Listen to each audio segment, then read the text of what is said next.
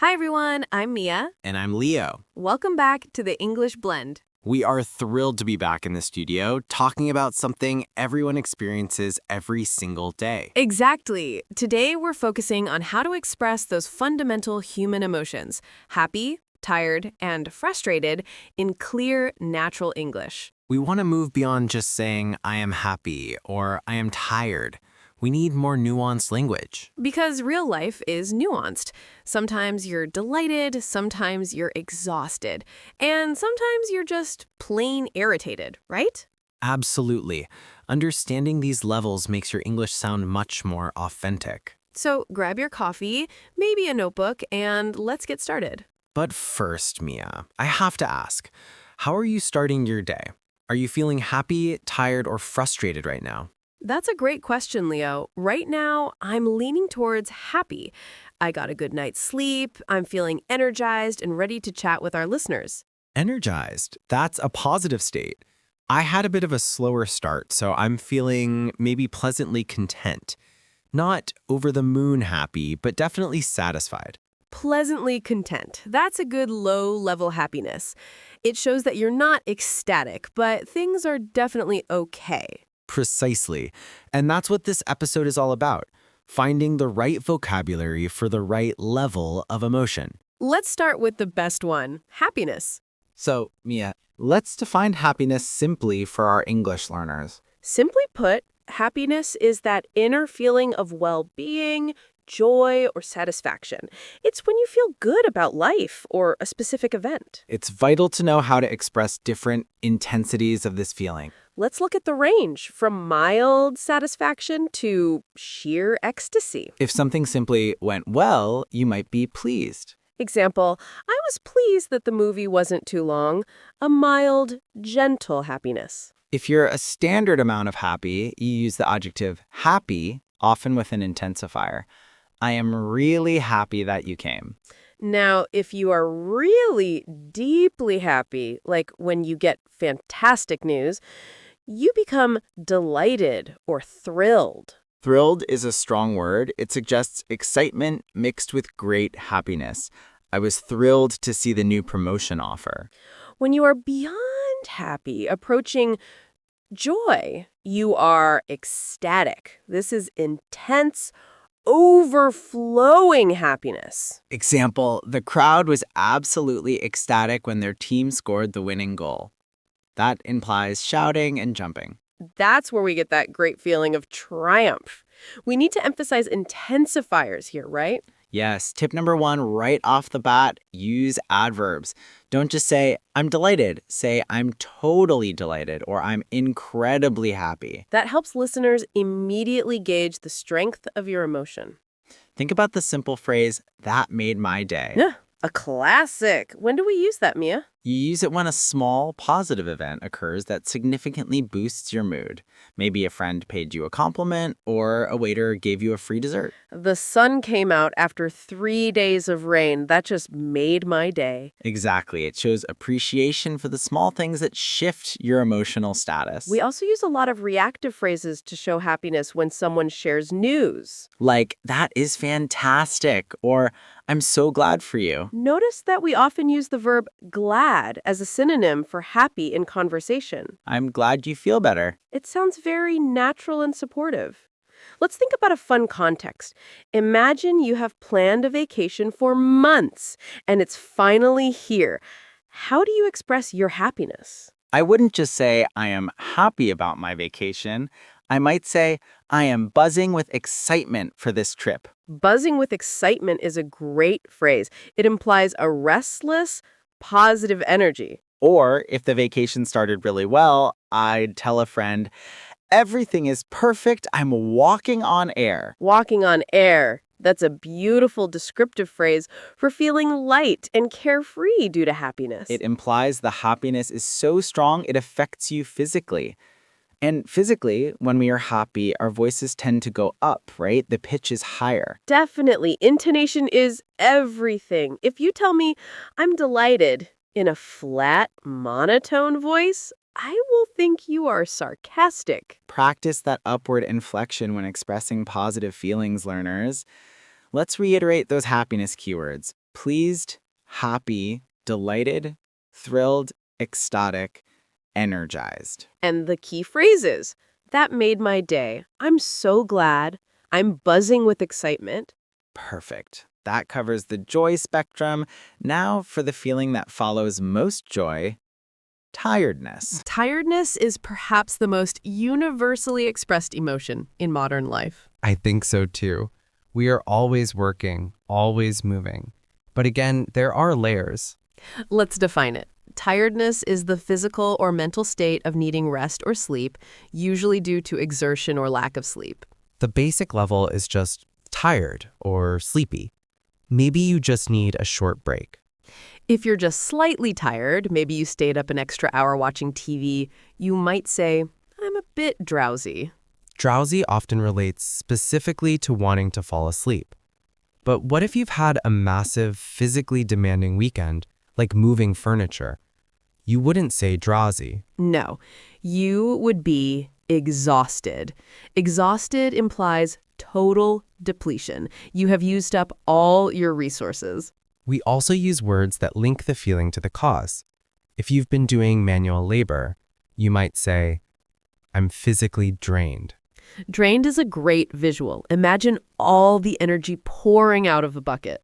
Conversely, if you've been studying for final exams for a week, you might say, I'm mentally fatigued.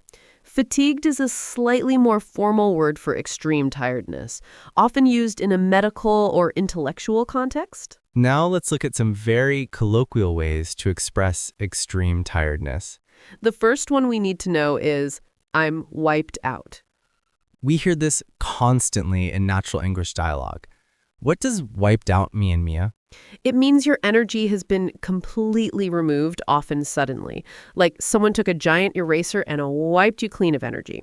After that intense cycling class, I was totally wiped out. Another popular phrase is, I feel run down. Run down. This often carries the implication that you might be borderline sick or that your immune system is suffering because you haven't rested properly. I haven't taken a holiday in a year, and now I feel totally run down. I think I need to see a doctor. That sentence gives crucial context, emphasizing tip 2. Always state the cause. Let's touch on the cultural point we often notice. In the workplace, people often justify or apologize for being tired. That's very true. You rarely just walk in and say, I'm exhausted. I can't do this. Instead, you might hedge it. Tip 3, saying, bear with me. I didn't get much sleep last night, so I might be a little slow. That acknowledges the potential effect of your tiredness on others and softens the statement. Or we use funny analogies. Leo, you mentioned moving through treacle earlier. That's very descriptive. Yes, if you are moving slow due to tiredness, you say, I feel like I'm moving in slow motion, or I feel like I'm walking through mud. These analogies help the listener feel your tiredness. Let's recap tired keywords. Drowsy, tired, exhausted, drained, fatigued, worn out, and run down. And remember, the tone should be lower and perhaps a little strained when you express deep exhaustion. Absolutely. Now let's move from physical and mental exhaustion to the emotional state that often results from too much work or obstacles, frustration. Frustration is different from anger. It's a feeling of being blocked or powerless. Let's define it clearly. Frustration is the emotional response to opposition. It arises when you are prevented from reaching a desired goal. We often feel frustrated when dealing with systems, bureaucracy, technology, or other people who are standing in our way. The key is expressing it politely, especially in public or professional settings. We want to show we are annoyed, not aggressive. For mild frustration or annoyance, we use irritated. I'm a bit irritated because my neighbor is playing loud music again.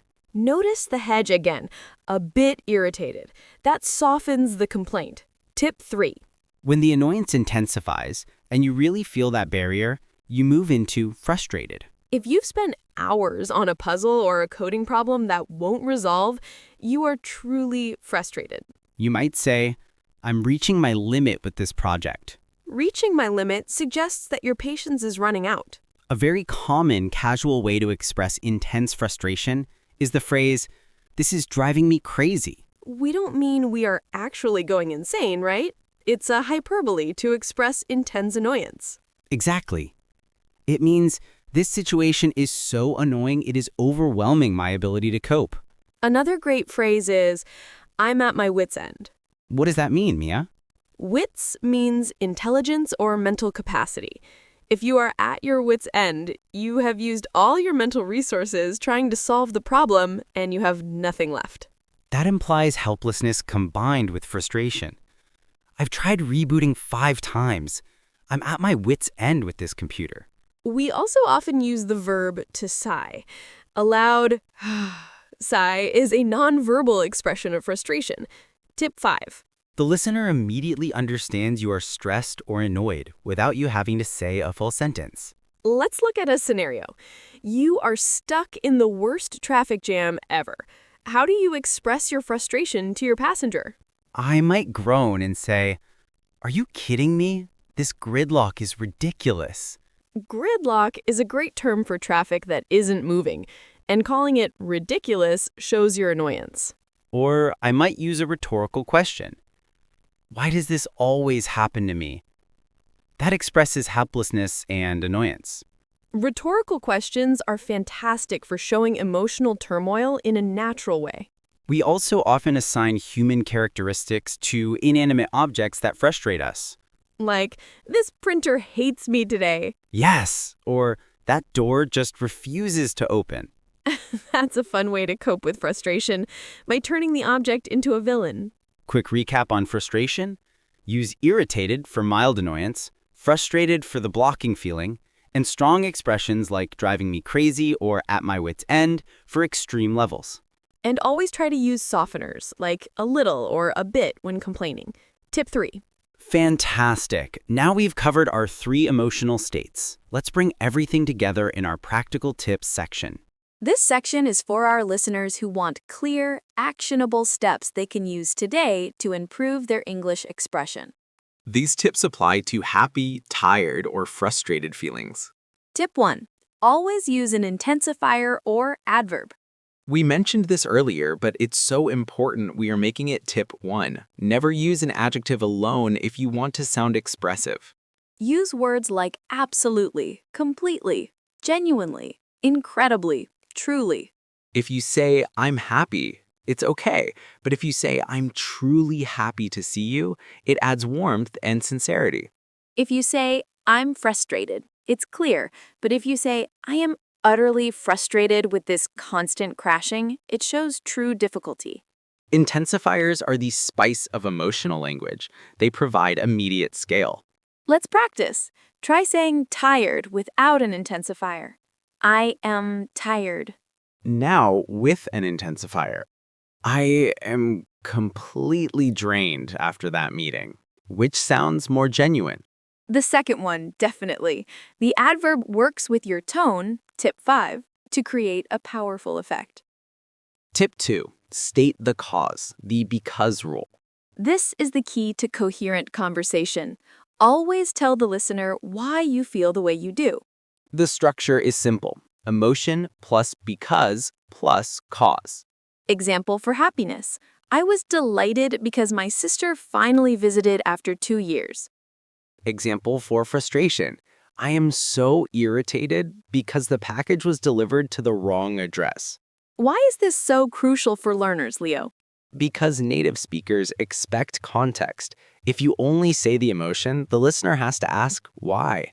This interrupts the flow of conversation. By providing the cause up front, you keep the conversation flowing naturally, and the listener knows how to react immediately. It's a very proactive communication style. Be the first to explain yourself. Try this rule even when texting. It forces you to construct complete expressive sentences. Tip 3. Use hedges and softeners for negative feelings. When expressing tiredness or frustration, we often need to dial it back, especially in formal settings. This is politeness and cultural awareness. We call these words hedges or softeners. They protect the listener from feeling attacked by a strong emotion. Common softeners include a little, a bit, quite, sort of, or starting a sentence with I think, it seems, or I'm afraid. Example, instead of you are wasting my time, which is very direct and rude, you could say, I'm afraid I'm finding this process quite time-consuming. That's much safer. You acknowledged your feeling, but shifted the blame away from the person you were speaking to. Another example for tiredness. Instead of, I can't work anymore, I'm exhausted, say, I think I need to take a break soon. I'm feeling a little bit worn out.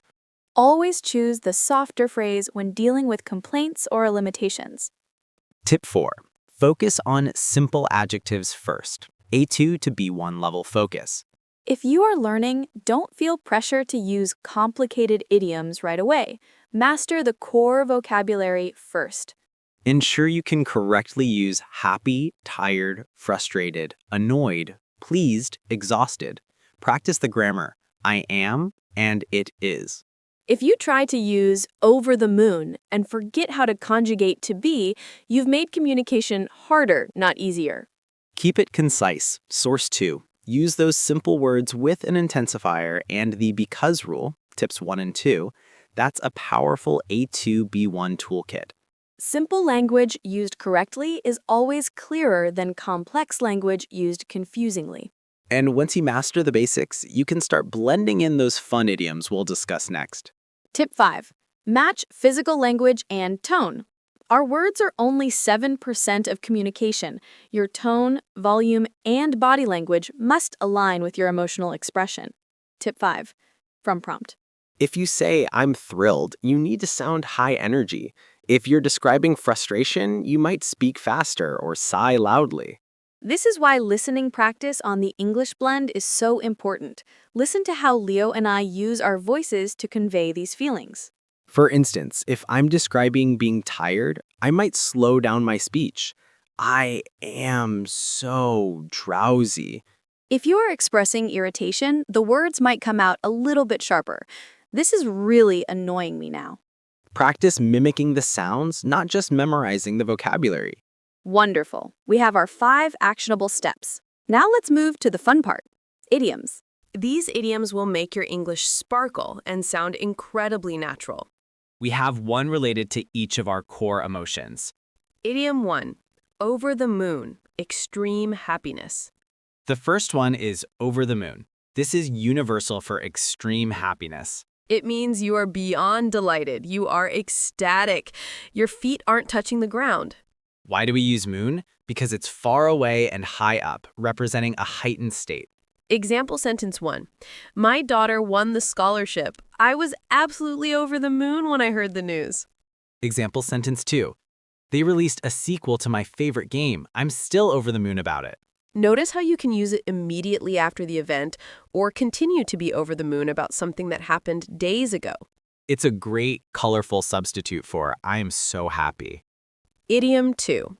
Running on fumes. Extreme tiredness. For our tiredness category, we have running on fumes. This is a metaphor borrowed from cars. If a car is running on fumes, it has almost no gas left. Applied to a person, it means you have virtually no energy reserves. You are only surviving on willpower. This is stronger than tired or even exhausted. This implies you are almost crashing. Example sentence 1. We pulled an all-nighter to finish the presentation. By 6 a.m., we were all running on fumes. Example sentence 2. I need a week off work. I feel like I've been running on fumes for the last 3 months. This is a very common idiom in high-stress, busy cultures. Use this when you want to emphasize how little energy you have left. Idiom 3. Hit a wall. Frustration, stuck feeling. Finally, for frustration and the feeling of being blocked, we use hit a wall. Imagine literally running into a solid, unmoving wall. You can't go forward.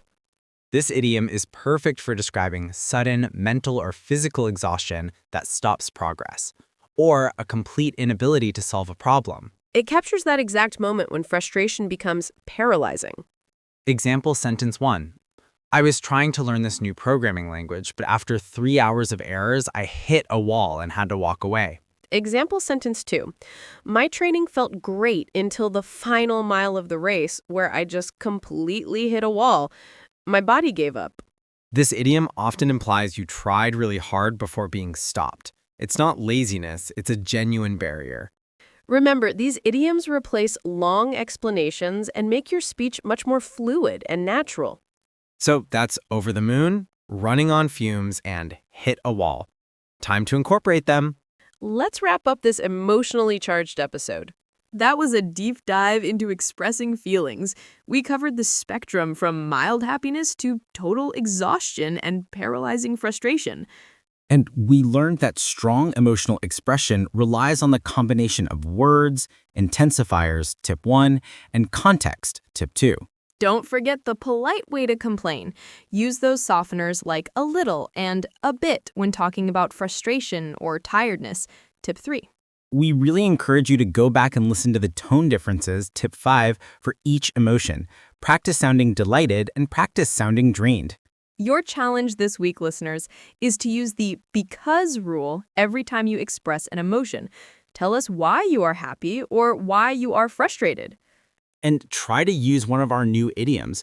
If you finally master a difficult English concept this week, tell someone you are over the moon about it.